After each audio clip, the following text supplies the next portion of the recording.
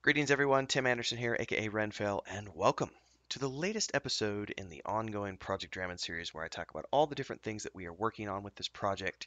Today's update is no exception to the rule. We are talking about the classes in the core rulebook, which are the classes that players get to choose when they play through the tabletop game. But also, these are classes that are going to be showing up in the novelization of this series as well, um, both protagonists and antagonists, so it's good to get to know all of these. If this is your first time tuning in, don't forget to subscribe to this channel, hit the bell icon so you get updates for all the future content that we do.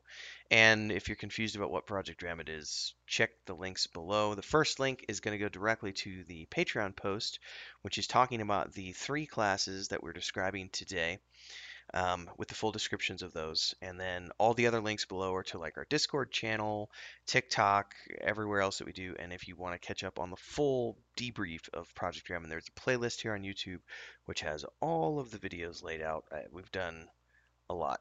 We're into our third month now with this project. I think we've done 30 videos or so. We'll see. I don't really know. Anyway, um, let's see. Classes. So today we're talking. Last week we did a brief overview about the work that's being done in the month of May on classes, and I did give a preview of the Bard class.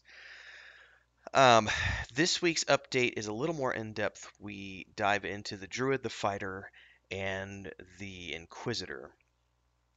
Now, the Druid and the Fighter will be potentially, they're somewhat common in the sense that our fighter, as an example, is not that different from fighters in pretty much every single tabletop game you've ever played.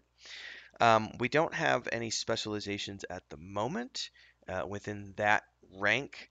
As we get deeper into the core rulebook, I'm sure I will be adding more specializations, but for now I'm just doing the base classes with a handful of specializations, which are the ones that I've already had pre-planned for a while now. The Druid is probably a lot different than what people have seen in other games in the sense that this is not. I know, like if you go back to like Forgotten Realms and Dragonlance and all these D&D games and stuff, Druids are often tribal in the sense that they usually live in these clans and they have a territory, that they take care of or protect. Um, but they live within that group, and there's usually a head druid, and then there are other druids that follow him. The druids in our realm are not that way. Our druids are very solitary in nature. They will occasionally live as pairs. You might find a married couple who are druids. But for the most part, druids are solitary, and they tend to live apart from society. They may be near settlements, and if they are near a settlement, they will sort of act as that settlement's veterinarian as well as generalized doctor who, does poultices and potions and binds wounds and helps heal people with their knowledge of plants and a little bit of elemental magic into the mix as well. But they do not heal with magic like druids in other games do. They do have some access to elemental magic because any druid that you're going to see in our game is going to be of the Fey races. They're not going to be human. Well, I shouldn't say they're not going to be. We might come across some human druids who won't have any of the elemental aspects, but they will have picked up the knowledge of plants and herbs. So I shouldn't rule that out as I'm doing this video. Be that as it may, druids are very solitary, and they don't live in tribes as in other games. And they will never, unless they have a reason to go to a big city, they will never go to a big city. Like they have to have a really pressing reason to go. They're definitely not going to live in a big city. Um, and even going to one would have to be some pretty dire circumstances to take them away from their plot of land that they protect. I've kind of toyed around with the idea of how much land do they protect. Um, and that is in the description of the Druid, which is in the Patreon post below. It's a lot smaller than some people might think, but I kind of looked at a realistic approach and said, how much territory could one individual realistically take care of if that was their plot of land and they were there to, take care of the animals and make sure that there's no rot killing the trees or the blackberry bushes and fertilizing sections that need help, so on and so forth, diverting water if there's a flood, bringing water when there's a drought.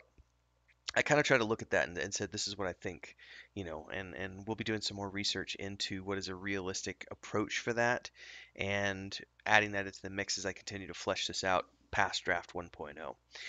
The third class, which is probably the one that a lot of people are going to want to know the most about, is the Inquisitor, which is they are the easiest way to explain who they are without giving anything away, because obviously all the juicy details are in the Patreon post for subscribers.